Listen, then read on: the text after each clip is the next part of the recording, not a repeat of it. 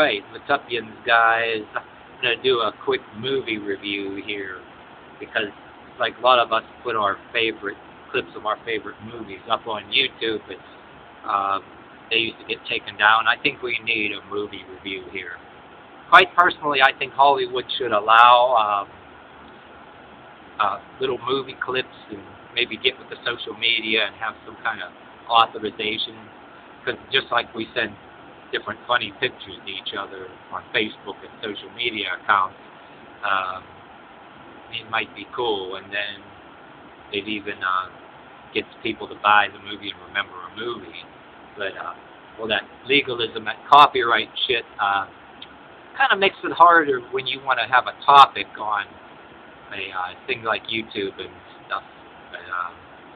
But I want to talk about the Brynner, the Ultimate Warrior. I'm gonna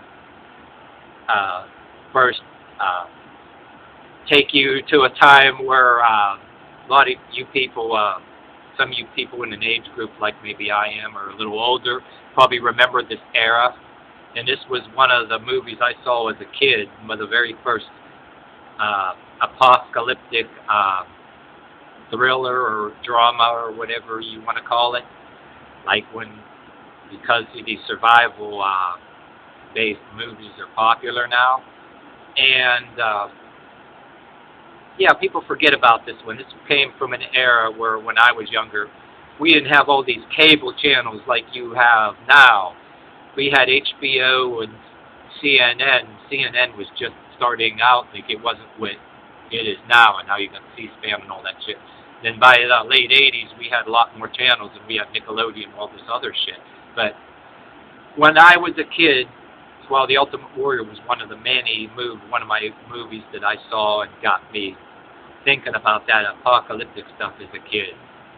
But the era I basically come from was, you had 8 o'clock television, maybe on Fridays, like Saturdays, where you didn't have to go to school the next day, so you could stay up as long as you want, and that was a big deal.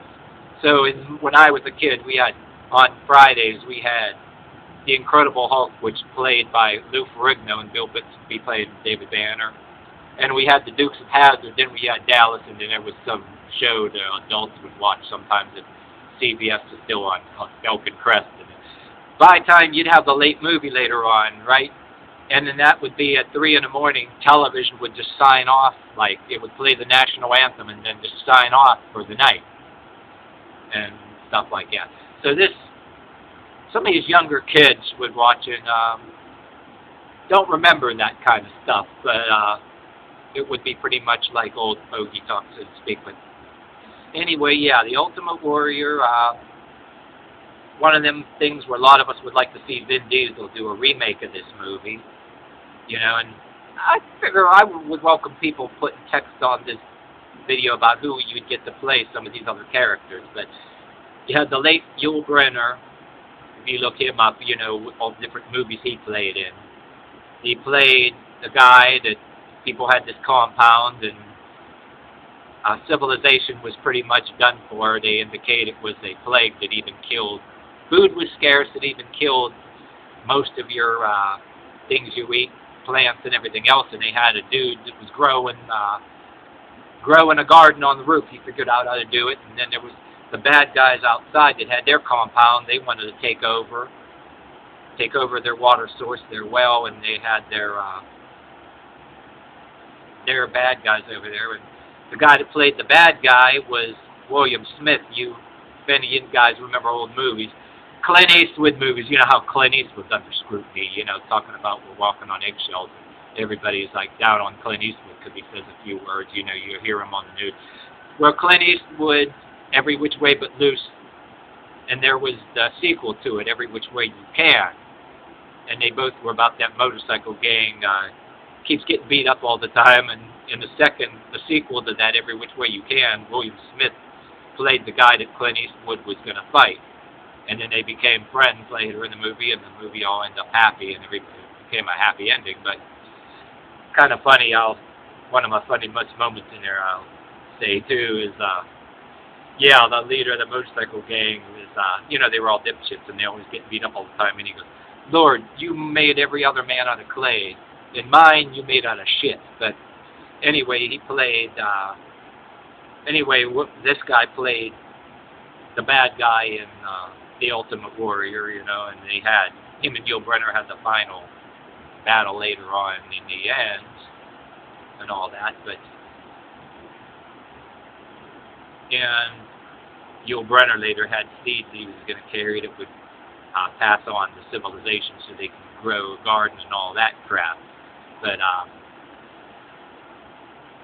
yeah, you had the guy that recruited Brynner to be a soldier, so to speak. They needed another fighter to help secure the compound, and you know the bad guys wanted to take over, and it was pretty much dangerous out there. And but I'd be wondering, yeah, you guys, you'd get if any of you guys familiar with the movie, like the plot, Vin Diesel to play Carson, and who would you get to play Carrot, the bad guy? What actor in this day and age? And who would you get to play the guy in Max von Sydow, or how you pronounce his name, the guy that played the Baron? Yeah, and that's another thing too. When they do if they do a remake of the movie, hopefully they don't ruin it too much and change it to a point where they ruin it. You know what I mean? But yeah, who would you get to play the Baron, and who would you get to play the dude that was growing the garden and stuff like that?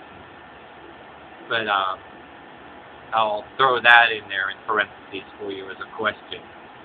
But I remember seeing this movie as a kid, right? And, people keep taking it off of YouTube. There was like little clips, movie clips in there that people still have around, but keeps getting taken off because of copyright. So I figured I'd write a review. But one of the most memorable moments, you know, I mean, it was kind of funny when Brynner was going to be recruited. Him and the Baron finally are getting to talking and says, "Oh, what made you join us?" And he says, above all things, "You have a stash of cigars?" And he goes, "Oh, you might be kidding me." And then they're looking at a car hood ornament, right? And he says, "Yeah, I know this. This is, my father used to have this Cadillac," and he goes on to say,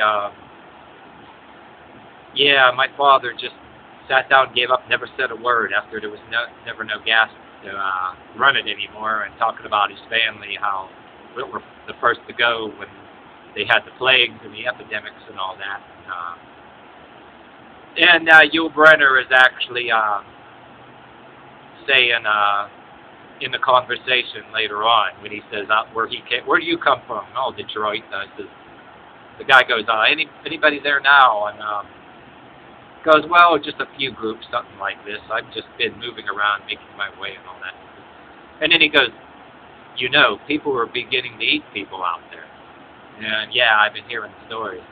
But there's a lot, if they remade the movie anyway, there'd be a lot of good lines. That's what I'm getting at. Quite a few quotes that they should make damn sure that they have in the movie. And hopefully they don't ruin it too much when they do a remake, but or if they do a remake. There's some really important quotes that I'm trying to say in this video that they should not leave out, you know, that kind of draws you into the drama of the picture, so to speak. For this day and age, people like watch a lot of prepper videos on YouTube and subscribe to things like maybe Canadian Prepper and all these prepper channels that people are watching, including, you know, myself. But yeah, I think before I end this kind of somewhat crappy video, I really should retake it over. A question to you would be like, get some people talking. Who would you get? What stars would you get to play the other characters in the movie? Any of you guys are actually familiar with the movie? But